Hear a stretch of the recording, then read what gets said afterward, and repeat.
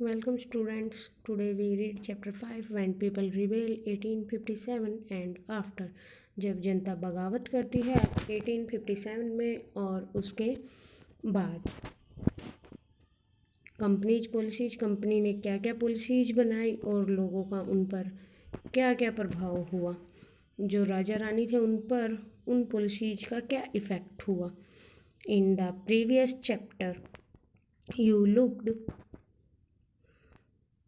at the policies of East India Company and the effect they had on different peoples, kings, queens, and peasants, landlords, tribes, soldiers were all affected in different way. You have seen how people receive policies and actions. They harm their interest and go against their certain sentiments. लोगों ने जो company द्वारा नीतियाँ बनाई गई थी लोगों पर उनका क्या क्या असर हुआ. पिछले चैप्टर में हम लोग रीड कर चुके हैं कि ईस्ट इंडिया कंपनी ने जो जो नीतियाँ बनाई थी उनका लोगों पर क्या इफ़ेक्ट हुआ. राजा रानी, किसान, जमींदार आदि वासी और सोल्जर्स पर उनके किस किस तरह से उनका जो लाइफ थी वो इफ़ेक्टेड हुई. यहाँ तक हम ये भी देखेंगे कि जो नीतियाँ लोगों के हित में नहीं होती थी या जो उनकी भावनाओं को ठेस पहुँचाती थी, लोग उनका किस तरह विरोध करते थे. नवाब्स लॉस देयर पावर्स, जो वहाँ के शासक थे उनके द्वारा छीनती हुई उनकी power. The power and authorities of Indian king started derogating due to policies of the British. Since the mid-18th century, Nawab and Rajas had seen their power erode means छीनना. 18वीं शताब्दी तक आते आते वहाँ के जो नवाब थे उन्होंने देखा कि उनकी जो सत्ता थी, उनकी जो पावर थी वो छीनती जा रही थी.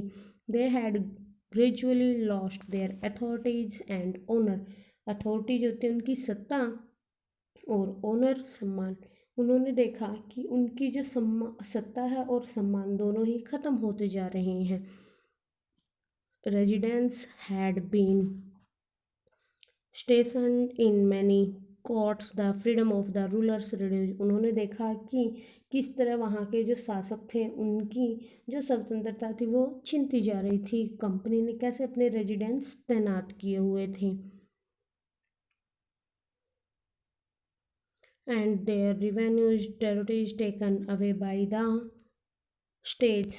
और कैसे वहाँ से जो वसूली की जाती थी, वहाँ के जो इलाके थे उनको एक एक करके कैसे अपने में मिलाया जा रहा था. Many rulers family try to negotiate with the company to protect their interest. की वहाँ की जो स्थानीय शासक थे वो अपने हितों की रक्षा के लिए कंपनी के साथ बातचीत करना चाहते थे.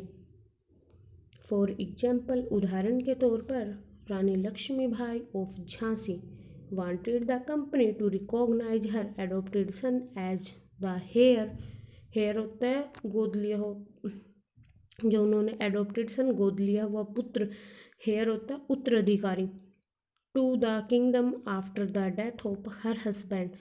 जो रानी लक्ष्मीबाई भाई थी झांसी की रानी, वो चाहती थी कि उनका जो गोद लिया हुआ पुत्र है वो उनके राज्य का उत्तराधिकारी बने. Nana Saheb adopted the son of. जो झांसी की रानी थी, नाना साहेब थे पेशवा, उन्होंने ब्रिटिश को मना किया. एनेक्स्ड होता है कब्जा कर लेना, कि उनकी जो यूनियन टेरिटरी है उस पर वो लोग कब्जा ना कर सकें. पेशवा वेट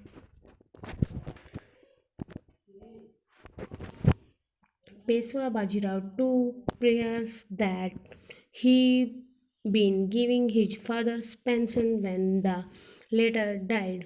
वो चाहते थे कि उनके पिता की मृत्यु के बाद जो पेंशन थी वो उनको दी जाए. However, the company conflicted of its superiority and military power turned down these plans.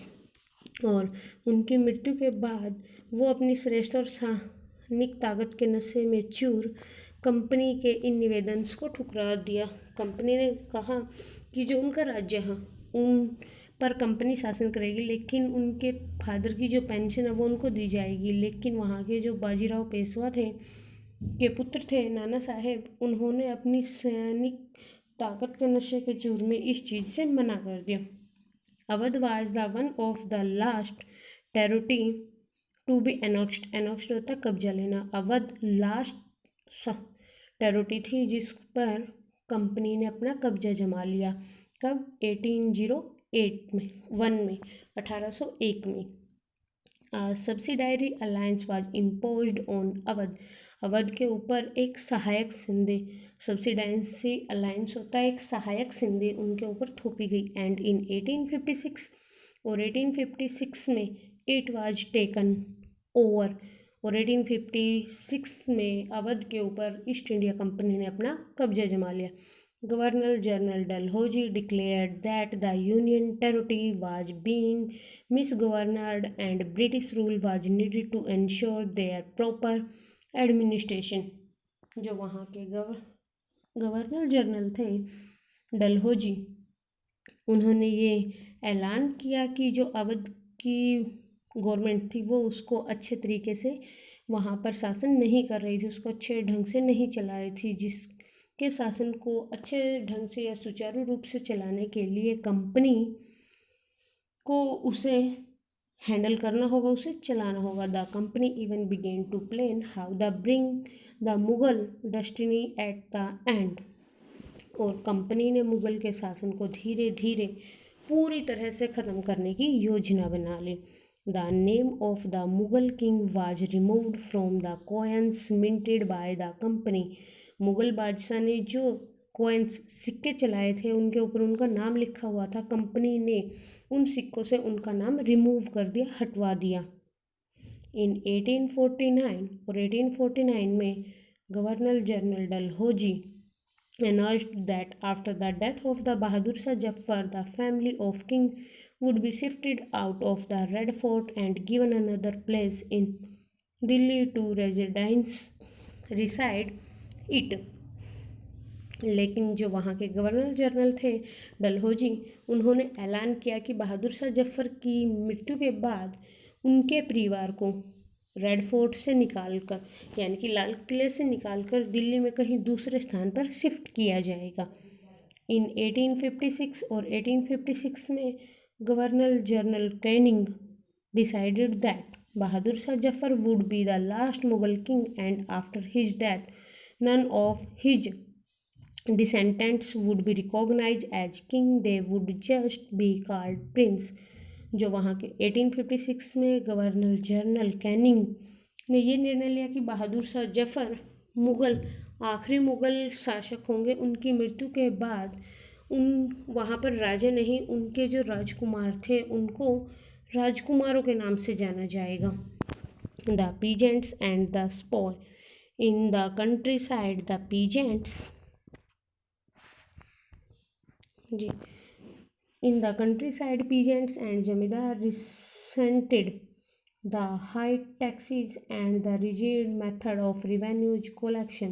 Many failed to pay back their loan to the moneylenders and they gradually lost their lands they had tilled for generations। गांव के जो किसान थे और वहाँ के जो जमींदार थे वो भारी लगान और वसूली से बहुत ज़्यादा परेशान हो चुके थे। जो कंपनी ने रवैया अपनाया हुआ था उनसे टैक्स वसूल करने के लिए, उनसे वो बहुत ज़्यादा परेशान थे। यहाँ तक कि वहाँ के जो साहूकार थे, लैंडलॉर्ड्स थे, उनका भी वो कर्जा नहीं लौटा रहे थे, जिस कारण से उनकी जो पुरानी ज़मीनें थी, उनकी जो पीढ़ियों के पुरखों की जो ज़मीनें थी वो उनके हाथ से निकलती जा रही थी। The Indian sepoy in the employ of the company also had reasons for disconnect. Company के तहत जो भारतीय सिपाही थे उनमें भी असंतोषजनक की स्थिति उत्पन्न हुई। दे वर अनहैप्पी अबाउट देयर पे allowance and conditions of services. वो भी बहुत नाखुश थे, मतलब खुश नहीं थे जो उनको वेतन दिया जाता था, जो उनको सैलरीज दी जाती थी और जो उनको सेवाएं दी जाती थी, वो उनसे बहुत ज़्यादा परेशान थे। Some of the new rulers more violated their religions sensibilities and belief. उनके द्वारा जो धार्मिक वो किया गया था, धर्म को धार्मिक भावनाओं को ठेस पहुंचाने के लिए, आस्थाओं को ठेस पहुंचाने के लिए जो उन्होंने नियम बनाए थे, वहाँ के जो सिपाही थे वो उनसे खुश नहीं थे। डिड यू नो, क्या आप जानते हो, that in those days many people in the country believe that, आप जानते हो कि उस टाइम बहुत सारे लोगों को ये विश्वास हो गया था, if they crossed the sea, अगर वो समुद्र पार जाते हैं, they would lose their religion and caste, तो वो अपना धर्म और जाति दोनों खो देंगे। So when in 1824 the sepoy were told to go to Burma by the sea route to fight for the company, और 1824 में सिपाहियों ने निर्णय लिया कि वो ब्रूमा जाएंगे समुद्र के रास्ते से और कंपनी के साथ युद्ध करेंगे, फाइट करेंगे। They refuse to follow the order, और उन्होंने उनके आदेश मानने से इनकार कर दिया। They agree to go by the land route, और उन्होंने निर्णय लिया कि वो ज़मीन के रास्ते से जाएंगे। दे वर सेवरली पुनिश्ड, बहुत सारों को तो पुनिश भी किया गया, सजा भी मिली। And since the issue did not die down, लेकिन ये जो किस्सा था वो यहाँ रुकने वाला नहीं था। इन 1856 the company passed a new law which states that every new person who took up employed in the company army had to agree the overseas if required। उन्होंने एक कानून बनाया, कंपनी ने एक कानून बनाया जिसमें कहा गया कि अगर कोई व्यक्ति कंपनी की सेना में नौकरी करना चाहता है तो ज़रूरत पड़ने पर उसको समुद्र पार भी जाना पड़ेगा। Sepoy also reacted to what was happening in the country side, सिपाही अपने गांव के हालात से भी परेशान थे। Many of them were peasants and had families living in the village, बहुत सारे सिपाही खुद किसान थे जो अपने परिवारों को गांव में छोड़कर आए हुए थे। So the anger of the peasants quickly spread among the sepoy, जिस कारण से जो किसानों का गुस्सा था वो जल्दी ही उनमें फैल गया। Response of the reformers, the British believed that Indian society had to be reformed, और अंग्रेज़ों को लगता था कि भारतीय समाज को सुधारने की आवश्यकता है। Law were passed to stop the practice of sati and encourage the remarriage of widow, उन्होंने एक कानून पास किया जिसमें सती प्रथा को रोका गया और रीमैरिज ऑफ विडो, जो विधवा होती थी उनको दोबारा से शादी करने का अधिकार मिलना चाहिए। सती प्रथा वो होती है जब अगर किसी औरत का पति मर जाता है तो उसको उसकी चिता के साथ जिंदा जला दिया जाता था। अंग्रेज़ों ने एक कानून बनाया और उसका विरोध किया। English language education was actively promoted, वहाँ पर अंग्रेजी शिक्षा पर जमकर उसका प्रोत्साहन किया कि लोगों को ज़्यादा से ज़्यादा इंग्लिश भाषा को सीखना चाहिए। आफ्टर 1830, और 1830 के बाद the company allowed Christian missionaries to function freely in its domains and even land on and property, और 1830 के बाद कंपनी ने क्रिश्चियन मिशनरीज को ये अधिकार दे दिया कि वो खुलकर यहाँ पर काम कर सकते हैं, ज़मीन और संपत्ति पर भी उनको छूट दी गई। इन 1850, और 1850 में एक नया कानून बनाया गया जिसमें ईसाई धर्म को अपनाना और भी आसान हो गया था। This law allowed to an Indian who had convert the Christianity to inherit the property of their ancestors. Many Indian began to feel that the British were destroying their religion, their social customs and their traditional way of life. There were, of course, other Indians who wanted to change existing social practice. You will read about these reformers and reform movements in chapter 7.